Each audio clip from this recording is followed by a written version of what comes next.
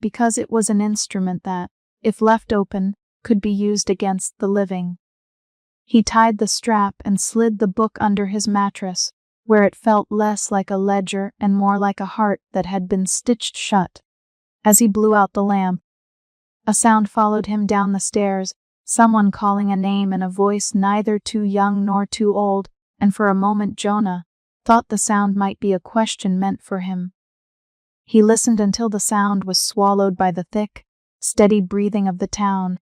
Then he let himself sleep, which was to say he allowed thought to come in small, manageable pieces, and to arrange them in the dark by size. Keep the seams, old Tilda's voice seemed to say from the dim. Don't smooth everything into a uniform wash.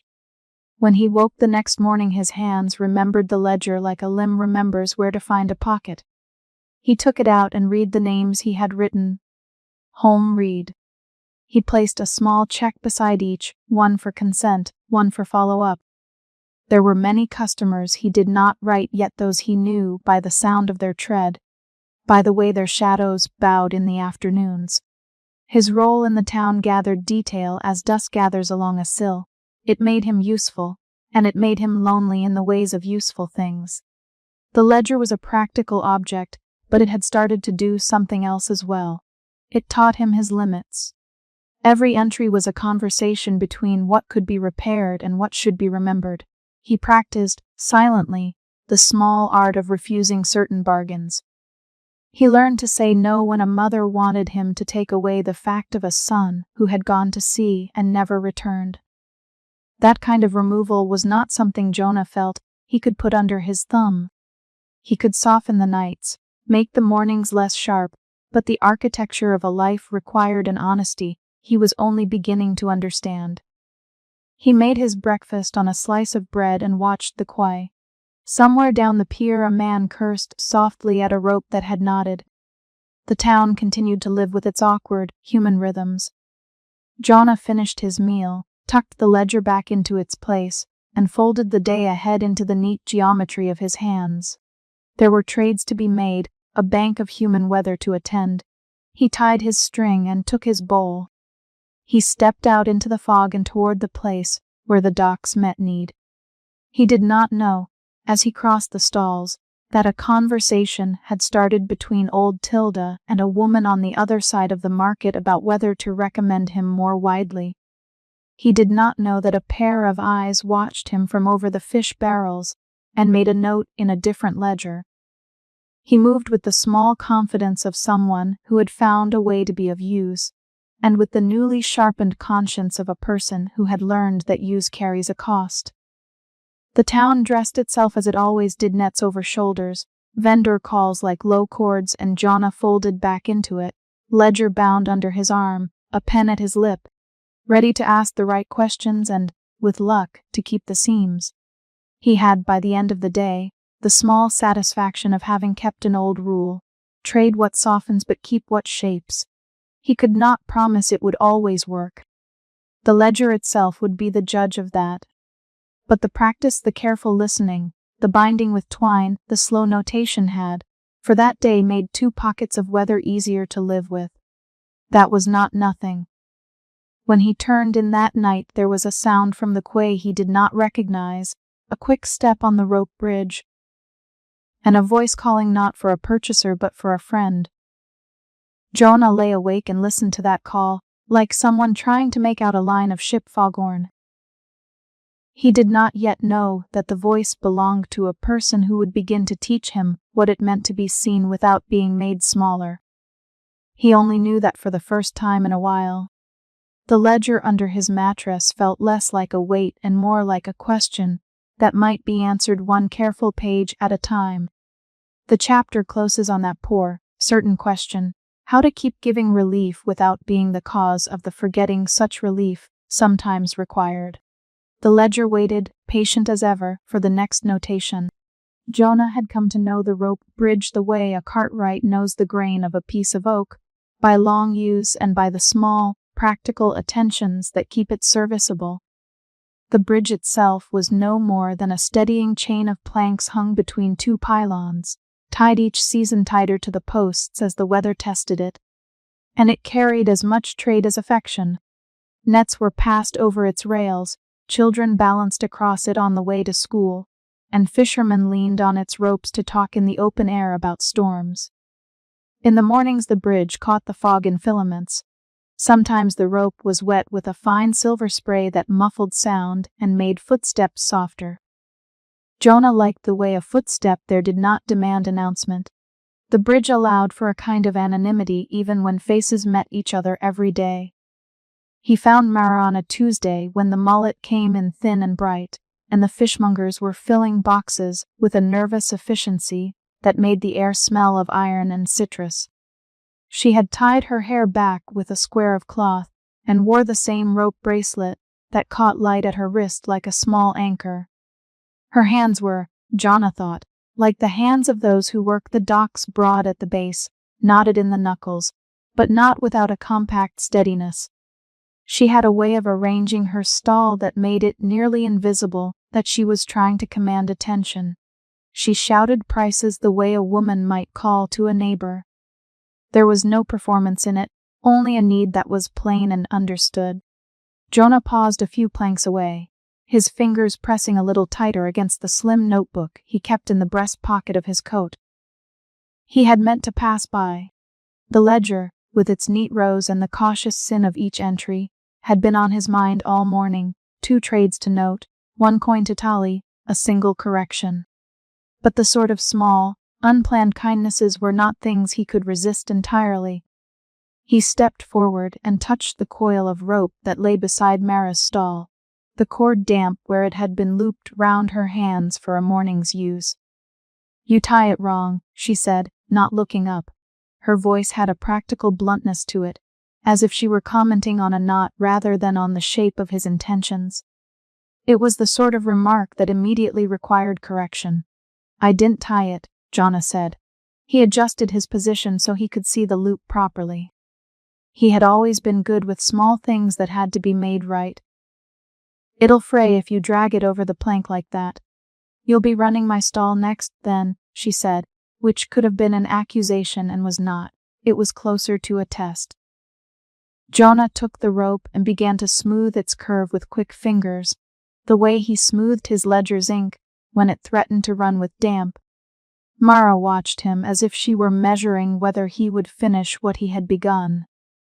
There was a human generosity in her watching that made Jonah feel almost clumsy, as if the act of being attended to required a competence he had not practiced. He worked in silence as the tide reached and retreated with a soft, patient sound that lifted the smell of fish further up into the bridge. Gull cries knifed through the fog. He felt the tightness in his chest ease a fraction as he wound the rope properly and tucked the loose end where it would not snag. "You could have just walked on," Mara said then, folding her fingers around a mullet and measuring a slice with precise motion. "Not many bother with ropes." Jonah let his hand fall back into the pocket where his notebook lay. He did not like to be the sort of person who mattered. It always exposed the places where he had to call himself brave. "I like it," he said. "It's easier that way." She made a noise that might have been a laugh or a scoff. "You like a lot of odd things. Bread, quiet corners. That ledger of yours might be more useful if you fed yourself from time to time." She pushed a wrapped piece of bread toward him, a small, practical offering wrapped in an oiled cloth. Jonah had not expected to be offered anything, and his fingers hovered over the cloth like those that hover over freshly written words, uncertain whether to disturb them. He accepted it. The bread was salty and thin, the sort of thing that had been saved for workers and not for guests. The salt on Jonah's tongue seemed to make the air more real. It called up a ledger's entries as though they were marks on a map. "You don't eat much with the others," Mara said, watching him take a bite. "You keep to the edges. Is that habit or work?" Jonah considered how to answer, and felt the old reflex tighten in him, the reflex that had made him a keeper of other people's burdens, the reflex that made naming his own sorrow almost indecent. He had for years been the sort of boy who let others unburden themselves, and then corrected their edges.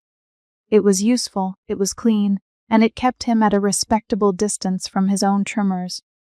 To tell a person everything you did was to ask them to hold what was yours, and he knew how quickly hands could close at the stranger's cost.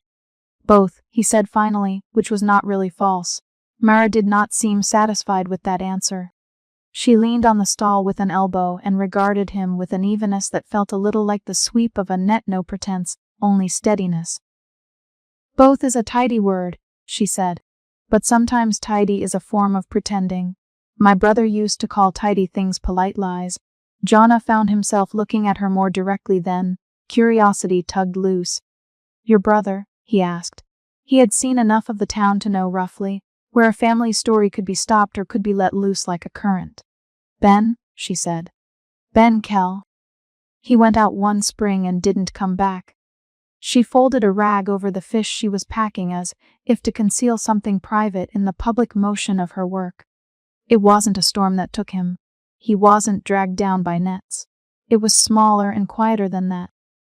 He began to stop going to the quay he used to like, to forget the map of our street, as if the lines could be wiped clean. He forgot the names he used to make for birds the way other people forget exactly where they set a jar of jam. At first we thought his memory would come back. Then we saw him giving up the wrong things.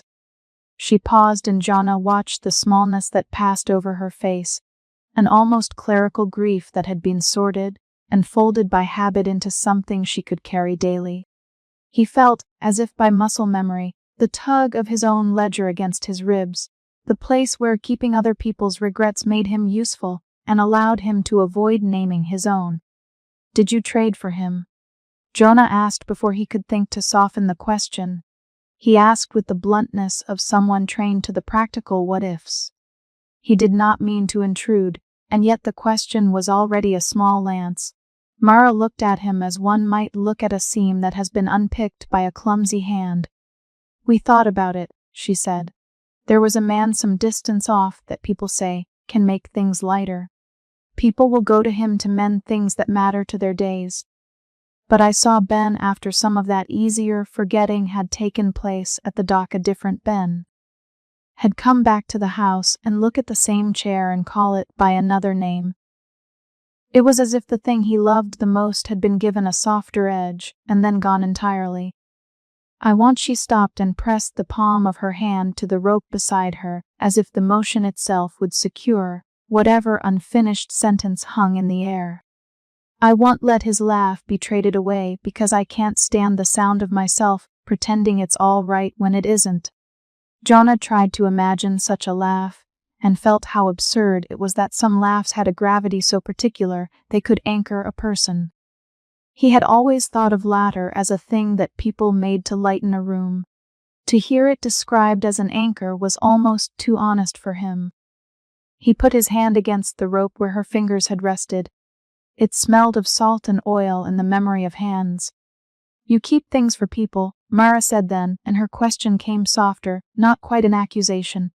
What do you exactly do, Jonna Mar? Your quiet hands are used on more than rope, aren't they? The question struck him oddly, because it suggested she had seen what others had not, the attention with which he catalogued small reliefs, the ledger kept like a map. Jonna had become, in the practical economy of the docks, a particular kind of tradesman. He traded shadows for lightness, or rather, he took the sharper edges of regret and offered back a replacement shadow that would not cost a life story to carry. He had described it, in his ledger entries, with the kind of language that allowed him to believe himself merciful rather than invasive. He had not, in any sustained way, allowed the people he cared for to know how intimate and careful his practice had to be to avoid erasing the wrong thing. There's work and then there's what you tell, he said. She shrugged. People tell me things at the stalls. It's part of being paid for fish with rumor and a slice of gossip. I'm not so curious, Jonna.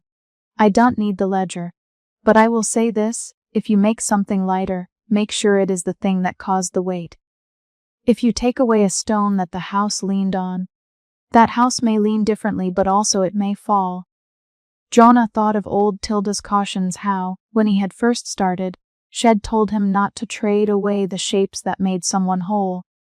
Old Tilda had sat across a cracked kitchen table and spoken in clipped, certain phrases as if gratitude and warning were two sides of the same coin.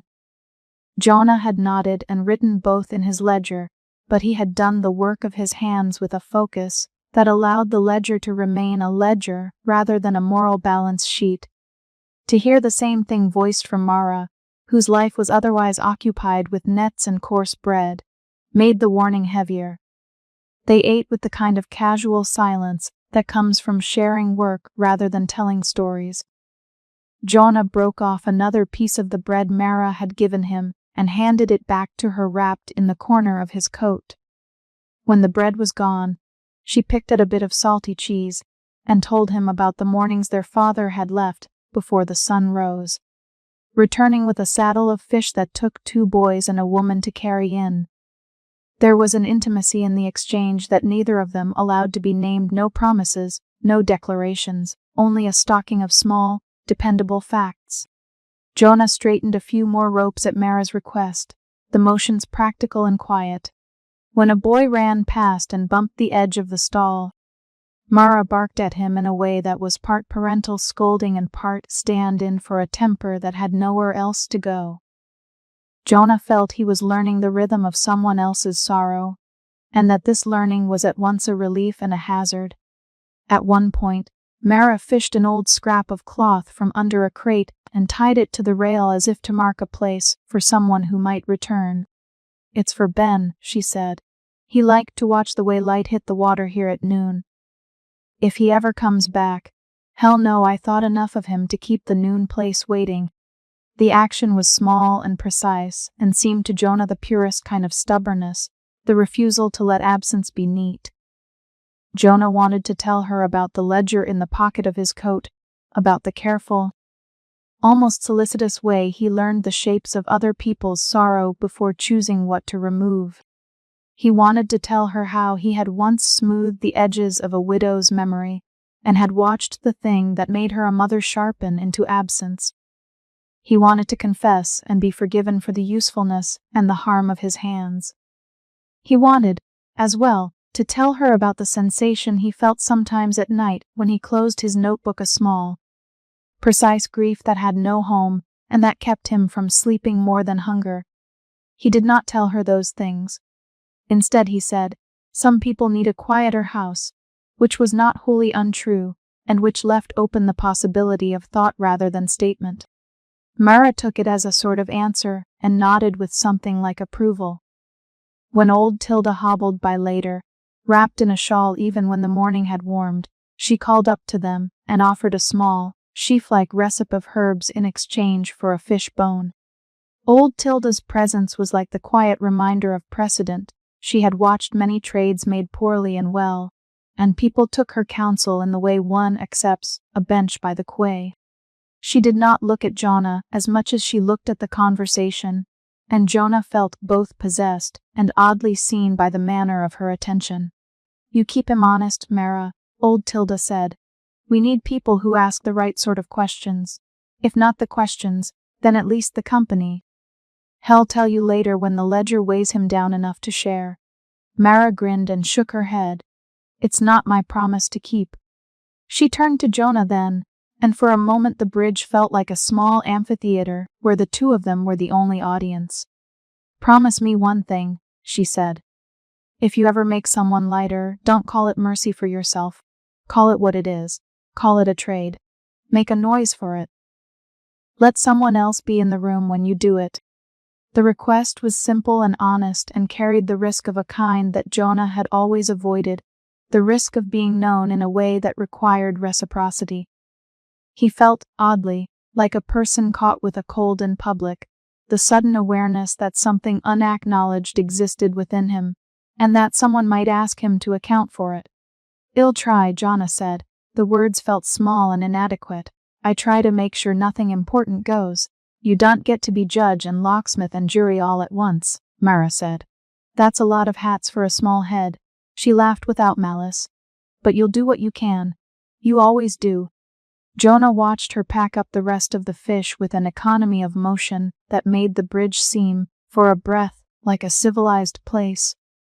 not because it smoothed over difficulties, but because people met hardship with plain tools and ordinary speech. He left with the trickle of warmth from bread, and the pressure of a question lodged like a stone in his pocket. What is it to be seen? And what does one do with the seeing when it is given freely and without bargain? He had walked only a few planks when Mara called after him, not with the urgency of a summons, but with the steadiness of invitation. "You should come by tomorrow," she said. "There's a new set of nets getting mended, and I know a man with a kettle that makes soup taste like the harbor. You can keep straightening rope if you must, but sometimes straightening ropes with company is better." Jonna turned back, the fog having drawn closer like a shawl. He could have refused. He thought of his ledger, of the careful places in it he had not yet allowed anyone to see. He thought of Ben, of the Noon Place cloth tied to the rail, and of old Tilda's quiet insistence that certain questions be asked. He thought of the cost of the trades he made, small mercies on the surface and, sometimes, a hollow where something used to be. He said, "All right, I'll come." The phrase felt more like a hinge than a promise. As he walked away, the bridge sighed underfoot, and a gull dropped to the water with a splash that echoed like a punctuation. Jonna kept his back straight as if the simple act of being observed had altered his posture. He returned to the narrow, unfriendly alleys he called home with a press in his chest that was not exactly warmth and not exactly dread, but something threaded between them both. The ledger in his pocket felt suddenly heavier. He thumbed it with an absent, almost tactile reverence. At home that evening, when the fog had thickened to a low pall, and the lamps along the quay burned diffusely, Jonna opened the ledger not to make an entry but to watch the ink dry on lines already written. He found himself reading an entry from a month before about a boy who had traded away the memory of his mother's lullaby. The words were neat and deliberate. They described a bargain, the cost, and the smaller, unexpected consequence. The boy had stopped humming to himself at night, and in time had seemed to grow narrower in his gestures. Jonna read it and felt the measure of his own hands useful, perhaps, but not always gentle. When he closed the book, there was a hollow in his chest he had not expected, and with it the sense that the future had been slightly rearranged by a conversation at a rope bridge. Mara's plain demand sat in his mind like a pebble: "Make a noise, let someone be in the room." He did not know whether he could keep his hands as he had and also open the room to others. He had always believed that to be the keeper of someone else's sorrow was to grant them mercy. Now he considered that mercy might look different when it was shared. Outside, the rope bridge swayed in the fog like a slow, breathing thing, and somewhere along its length a scrap of cloth whispered against a post. Jonna listened to that sound and felt, for the first time in a long time, that someone besides the ledger might be given a part to hold in what came next. He could neither name what that role would be nor promise to fill it. He only knew that the thought of telling Mara one day what he did made his throat tighten in a manner that felt, weirdly, like wanting. He slept poorly that night, as was his wont, and when he woke the ledger felt the same weight as the bread had felt, both necessary and cheap. Jonna moved through the morning with an odd new attention to the faces at the quay, noticing the set of a jaw, the way a woman lifted a child's chin. The bridge would be there, he thought, and Mara would be staunch at her stall. There would be ropes to untangle and bread to share. The day felt like the beginning of a small shift that might turn into more, and Jonna told himself, with the kind of cautious hope he was permitted, that he would come back, that he would begin to answer differently when asked. He did not know then that small beginnings could either be a way out or a way deeper into responsibility. He only knew the immediate fact of Mara's look across the fish crates and the thread of invitation that had been extended to him. He folded the ledger into the corner of his coat and walked toward the quay, thinking of ropes that need tending and of the curious, dangerous possibility of being seen. Jonna had learned in time that usefulness wears many quiet shapes. There was the shape of a hand held for a moment over a jar to keep a seal warm. the shape of a bent head reading a ledger in lamplight until the words blurred. The shape of a body that returned to routine with a smaller load when a regret had been loosened like a stone from a pocket. The town called him, sometimes by the work he did, a collector, a mender, a boy who could make grief less sharp, and these names settled around him the way the fog settled on the quay each morning, familiar, inevitable, a thing to be accepted rather than admired. On the morning that made him think, briefly and not for the last time, about what usefulness demanded of him, he moved through a market that seemed to sleep on its feet. The fog was a ribbon across the faces of water and buildings. Lantern light shivered where it met it.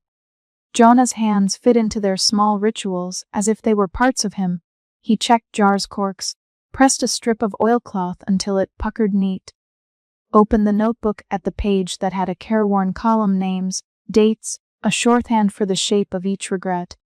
His fingers left a damp print on the paper that he could not quite scrub away. He had thought often of why people came to him. Some arrived because of money. A merchant paid with a coin clipped from his wages. Others arrived with a different kind of offering, a promise, a borrowed light for a night, a child's toy left in a jar as if to anchor the bargain. Most came in a posture of needing, shoulders a little forward as if the body itself wanted to make the transaction as unobtrusive as possible. Jonah read these bodies the way he read their shadows. He had learned to listen for a particular hush in a voice that told him where a shadow lay most tightly. In a throat when someone might stop at the sight of a child and not know why. In a hand that slipped too quickly from another's in the street. In a back that bowed at night to the weight of a thing it could not name. That morning the first trade took place at a fish stall, 3 planks nailed together and weighted with scales, and ice. Holm waited with a bundle, her breath small and quick in the fog. She had been a recurring presence in his ledger, not from necessity but from a sort of habitual anxiety. Appearances mattered to her. The clean house, the polite curtains, the idea that things should look as if no trouble had ever passed through them. Jonah could see, now as ever, how the regret sat under her jaw like a small stone, an old economy of shame about a son who fled town in anger and who did not write. He worked in his usual way. First he let the light find the edges of the regret at Mrs. Holmes's feet, watching the shadow gather and stretch like a dark, thoughtless tide. He circled it in his mind, feeling the regret's particular contour. It was not a long, consuming grief but a set of sharp repetitions. A habit of waking with the thought that one should have written more letters, called more times, done the little things that speak care over time. Jonah's trade was not to remove memory wholesale. He had always preferred the gentleness of alteration. He took at most a breath of the shadow, folded it into a small glass jar warmed by his palm, and set beside it a replacement that would tuck in mildness where there had once been a gnawing. The jar sang slightly when the cork met neck, a thin, honest sound. Holm let out a breath she had been holding, and then smiled as if she had been given room to breathe for the first time in years. The change in her was small as a new stitch. She walked straighter for the rest of that day. She smoothed a curtain she had pestered, and then stood at the window longer than usual, watching the line of the quay. Jonah crossed her name in the ledger with a neat line and made a brief note, soft and not effaced. He believed in that language, believed, perhaps because it spared him the more terrible work of absolution, in a middle ground. His usefulness, as he had learned slowly, was most visible in such private repairs. He watched Thomas read at work the following dusk, and took the measure of what his trades did. Thomas' hands had been steady again, his laughter a rare sound at the tavern, a bark that made younger men look up. Jonah had traded once for Thomas not a heavy regret, but a hardness in the jaw that made him jump at sudden sounds. A lived-in suspicion that had kept him from offering a hand, where it might have steadied another. The replacement Jonah had offered left Thomas less watchful, less quick to flinch. In its place was a careful kindness that surprised Jonah when he saw how Thomas steadied a younger fisherman the next time a rope slipped. It was small and important. It was in that small space between the private relief and the town's larger commerce that Captain Lazaro found him. Jonah noticed the boat before he saw the man, a low thing cutting the fog with a sound